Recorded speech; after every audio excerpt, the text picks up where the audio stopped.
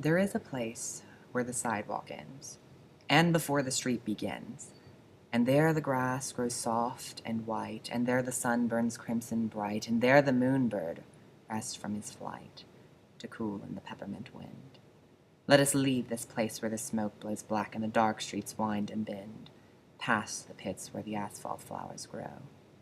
We will walk with a walk that is measured and slow, and watch where the chalk white arrows go, to the place where the sidewalk ends. Yes, we'll walk with a walk that is measured and slow, and we'll go where the chalk white arrows go, for the children they mark, and the children they know, the place where the sidewalk ends. I think when Shel Silverstein wrote Where the Sidewalk Ends, he was talking about imagination. Of course, there's a lot of speculation of what he was discussing, but it is true that children seem to know where imagination ends, and when we're adults, we kind of follow behind. We don't always remember, we don't always know. We think we do, but we don't. I mean, if you look at technology, I mean, once upon a time, a kid dreamed up Google.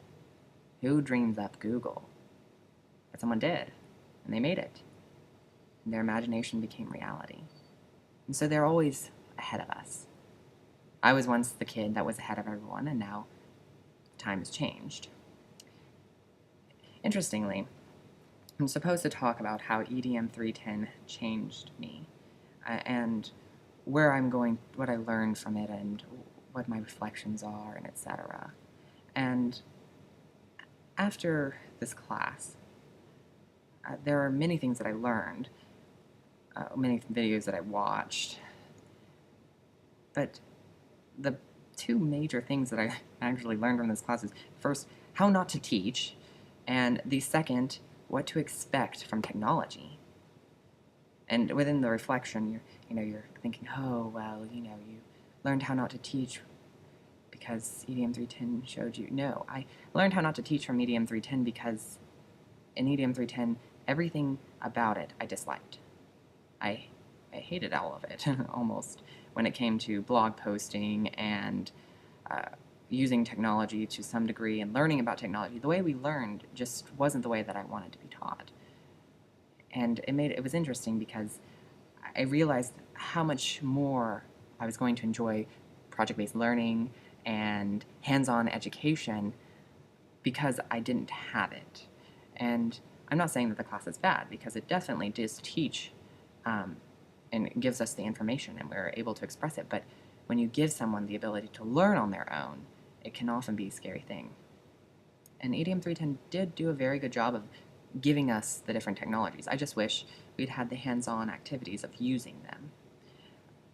And so I learned that we definitely need to have hands-on and to use our technology.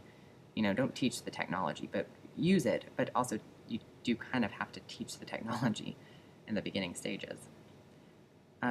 So what to expect from technology comes about from this, because we obviously learned about all these different technologies, and I think the most important part about EDM 310 out of all of it is what to expect from technology. I mean, children have this vast imagination, and it just continues. It will never end. It's going to be that sidewalk that will never end. And technology is that way.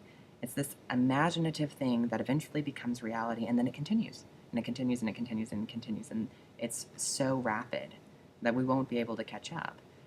And so what I ended up learning out of this class was we won't be able to catch up with technology, but we are going to have to stay ahead of it, and we're going to have to keep on learning. And so any of the tools that I learned to use in this class, or that I've learned about in this class, I probably won't use, except maybe Google, because it is, constantly evolving. But like a smartboard, in 5 years, that thing's going to be useless because they're going to have another technology for it. But I need to be able to stay up and ahead of those students because we can. And it's kind of scary because we don't know if we can. We want to say, oh, how are we going to know all this technology? We're constantly learning. We already know so much. Why would we continue learning it? And are we going to be able to? And we are. We're going to be able to. We have. My generation has, past generations have, and our future generation will just be a step ahead of us, and we'll be following them on that sidewalk to technology for forever. But isn't that exciting?